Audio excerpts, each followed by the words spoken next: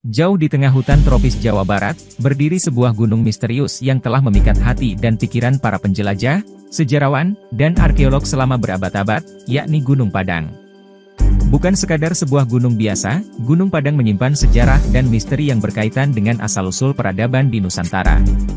Situs Gunung Padang Cianjur bukan hanya dikenal oleh penduduk lokal, tetapi juga telah menjadi daya tarik bagi para wisatawan dari seluruh dunia. Namun, apa yang membuat situs ini begitu istimewa, dan mengapa ia sering diperbincangkan dalam diskusi-diskusi sejarah? Jawabannya terletak pada mitos dan cerita rakyat yang telah beredar selama berabad-abad, yang mengklaim bahwa Raja Salomo, atau dalam bahasa setempat Nabi Sulaiman, pernah menginjakkan kakinya di tanah Nusantara, khususnya di daerah sekitar Gunung Padang. Catatan-catatan sejarah dari peradaban Mesir kuno dan Yunani kuno, juga menggambarkan hubungan antara Nabi Sulaiman dengan Nusantara, meskipun kebenaran dari catatan-catatan tersebut seringkali diperdebatkan. Namun, salah satu hal yang membuat mitos ini menarik, adalah kemunculan cerita tentang emas yang diperoleh Raja Salomo dari wilayah Nusantara.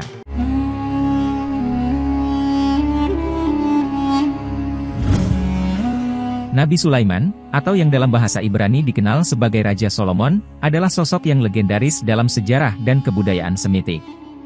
Raja yang memimpin kerajaan Israel pada sekitar abad ke-10 sebelum Masehi ini dikenal luas, karena kebijakannya yang adil, kekayaannya yang melimpah, dan hubungannya dengan berbagai kerajaan dan bangsa di luar wilayahnya. Dalam catatan-catatan kuno, baik dari Mesir maupun Yunani, disebutkan adanya hubungan antara Raja Salomo dengan wilayah yang kini dikenal sebagai Nusantara. Mesir kuno, yang memiliki hubungan diplomatik dan perdagangan dengan kerajaan Israel, mencatat bahwa Raja Salomo mendapatkan pasokan emas dalam jumlah besar dari wilayah timur jauh. Jumlah yang diperkirakan mencapai 400 talenta emas bukanlah jumlah yang kecil, bahkan untuk standar kerajaan-kerajaan besar di zaman itu. Salah satu sumber utama emas bagi Raja Salomo, disebut berasal dari Cikotok. Meskipun saat ini Cikotok dikenal sebagai sebuah desa di Kecamatan Cibeber, Lebak, Banten, namun legenda mengenai keberadaan tambang emas di daerah tersebut, telah ada sejak zaman kuno. Tambang emas di Cikotok, yang kemudian dikelola oleh kolonialis Belanda dan Jepang, serta PT Antam hingga penutupannya pada tahun 2011, menjadi bukti fisik dari kisah-kisah lama mengenai kekayaan mineral daerah tersebut. Namun, apa yang membuat kisah Raja Salomo dan Nusantara menjadi begitu menarik, adalah bukan hanya sekedar pertukaran emas atau barang-barang mewah lainnya. Lebih dari itu, hubungan ini mencerminkan jaringan perdagangan dan diplomasi yang luas pada masa itu. Bagaimana mungkin, sebuah kerajaan di Timur Tengah memiliki koneksitas dengan wilayah yang terletak ribuan mil jauhnya di tengah-tengah kepulauan Nusantara? Dari sini, misteri mulai muncul. Apakah Raja Salomo sendiri yang pernah mengunjungi Nusantara? Atau mungkin utusannya? Lalu, apa yang mendorongnya untuk mencari emas hingga ke ujung dunia? Dan bagaimana mungkin kisah-kisah ini tercatat dalam annal sejarah Mesir dan Yunani kuno? Gunung Salak, yang menjulang tinggi dengan pesonanya, bukan hanya dikenal sebagai gunung berapi aktif di Jawa Barat. Tetapi, di kaki gunung ini, terletak sebuah desa bernama Cikotok. Cikotok bukan desa sembarangan. Dahulu, desa ini menjadi pusat perhatian, karena tambang emasnya yang melimpah. Pada masa penjajahan Belanda dan Jepang, tambang emas di Cikotok menjadi sumber daya yang sangat berharga. Bukan hanya karena emas itu sendiri, tetapi juga karena posisinya yang strategis berdekatan dengan Gunung Salak. PT Antam, sebuah perusahaan nasional, kemudian mengambil alih pengelolaan tambang tersebut setelah masa penjajahan berakhir. Namun pada tahun 2011, tambang ini resmi ditutup. Meskipun begitu, jejak-jejak masa keemasannya masih bisa dilihat hingga sekarang. Namun, apa yang membuat Gunung Salak memiliki nama seperti itu? Ada yang berpendapat bahwa asal-usul nama Gunung Salak berasal dari kata salaka, yang dalam bahasa Sunda berarti perak. Ini memberi petunjuk bahwa kawasan tersebut, selain kaya akan emas, juga memiliki cadangan perak yang melimpah. Istilah Salaka Domas, yang berarti tambang emas dan perak pun menjadi bukti nyata dari keberadaan mineral berharga di daerah tersebut sejak ribuan tahun lalu. Sejarah mencatat, sebelum era penjajahan, kawasan ini telah menjadi pusat peradaban. Kerajaan tertua di Jawa Barat, Salaka Nagara, yang berarti negeri perak, berdiri tegak di bawah kaki Gunung Salak. Hal ini dibuktikan pada tahun 150 Masehi. Ahli geografi dan astronomi dari Yunani bernama Ptolemy, mencatat ada kota bernama Argire dalam peta dunianya, yang berarti kota perak, dan kemudian diterjemahkan dalam bahasa lokal sebagai Kerajaan Salaka Nagara. Kerajaan ini kemudian berevolusi menjadi Tarumanegara, sebuah kerajaan yang memiliki hubungan erat dengan aliran Sungai Citarum.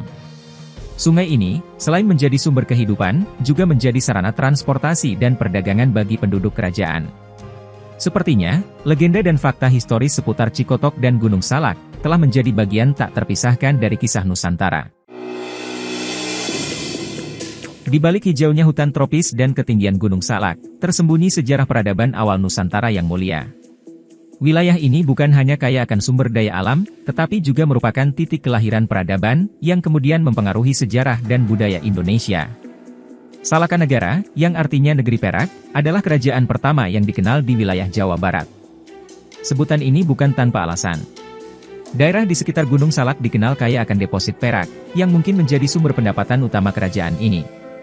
Mungkin juga, penduduk Salakanegara adalah ahli dalam penambangan dan pengolahan perak, menjadikan mereka salah satu pusat perdagangan penting di Nusantara pada zamannya.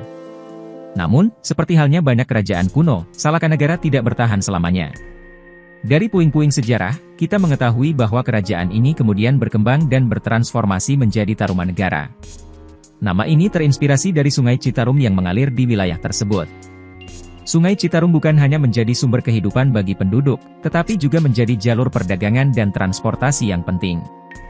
Oleh karena itu, penduduk menghormatinya, dengan memberikan nama kerajaannya berdasarkan sungai tersebut, yakni Citarumanegara, yang kemudian dieja menjadi Tarumanegara. Di sepanjang tepian sungai ini, banyak ditemukan artefak dan peninggalan sejarah yang menunjukkan bahwa wilayah ini telah dihuni sejak ribuan tahun yang lalu. Bantaran Sungai Citarum mungkin menjadi tempat pertemuan berbagai suku dan budaya, yang kemudian berinteraksi, berdagang, dan membentuk peradaban unik yang kita kenal sebagai awal mula Nusantara. Dengan demikian, wilayah di bawah Gunung Salak, khususnya di sekitar Sungai Citarum, bukan hanya sebuah tempat, tetapi juga sebuah jembatan menuju masa lalu. Ini adalah tempat di mana peradaban Nusantara pertama kali bermula, tempat berbagai suku dan budaya berjumpa dan berbaur, menciptakan tapestri budaya yang kaya dan beragam, yang hingga kini masih kita rayakan sebagai bagian dari warisan budaya Indonesia. Sejarah telah mencatat bahwa perubahan iklim global memiliki dampak mendalam terhadap migrasi dan pemukiman manusia. Saat bumi mengalami fase-fase dingin, dikenal dengan zaman es atau periode glasial, banyak wilayah yang sebelumnya subur, menjadi tidak dapat dihuni. Bagi manusia kala itu, adaptasi adalah kunci untuk bertahan hidup. Situs Gunung Padang di Cianjur, adalah salah satu tempat yang menurut sejumlah catatan, menjadi pusat migrasi manusia selama periode dingin tersebut. Lokasi Gunung Padang yang strategis di antara pertemuan Sungai Musi dengan Sungai Kapuas ketika masih satu jadi satu daratan Sundalandia, menjadikannya sebagai titik sentral bagi populasi manusia yang mencari tempat berlindung dari suhu ekstrim di daerah subtropis. Sungai-sungai ini tidak hanya menyediakan sumber air yang vital bagi kehidupan, tetapi juga memberikan sumber makanan dan transportasi. Kehidupan di daerah subtropis selama zaman es, tentu saja amat menantang. Temperatur rendah, tanah yang beku, dan sumber daya alam yang terbatas, mendorong manusia untuk bergerak mencari daerah yang lebih hangat dan subur. Daerah tropis, seperti di sekitar Gunung Padang, menawarkan kestabilan iklim, kesuburan tanah, dan keanekaragaman sumber daya alam yang dapat dimanfaatkan untuk bertahan hidup. Berdasarkan bukti arkeologi, tampaknya wilayah ini telah lama menjadi pusat peradaban manusia. Faktor-faktor seperti iklim yang stabil, sumber daya alam yang melimpah, serta akses mudah ke sungai-sungai besar, menjadikan Gunung Padang sebagai tujuan utama bagi manusia yang bermigrasi. Tak heran, jika sejumlah catatan kuno menyebutkan wilayah ini sebagai salah satu pusat peradaban awal Nusantara, dan telah menjalin hubungan dengan negara luar, seperti negara yang dipimpin Raja Sulaiman. Salah satu spekulasi yang paling banyak diperbincangkan, adalah keterkaitan situs tersebut dengan Raja Salomo, raja legendaris yang disebutkan dalam catatan sejarah Mesir kuno dan Yunani kuno. Konon, terdapat 3 ton logam mulia di situs tersebut, yang kemudian memicu berbagai tafsiran dan teori. Beberapa sejarawan dan peneliti beranggapan, bahwa logam-logam tersebut merupakan bagian dari harta karun yang disimpan oleh Raja Salomo. Sementara itu ada pula yang berpendapat, bahwa logam-logam itu hanyalah bukti dari aktivitas perdagangan yang lama berlangsung di wilayah Nusantara.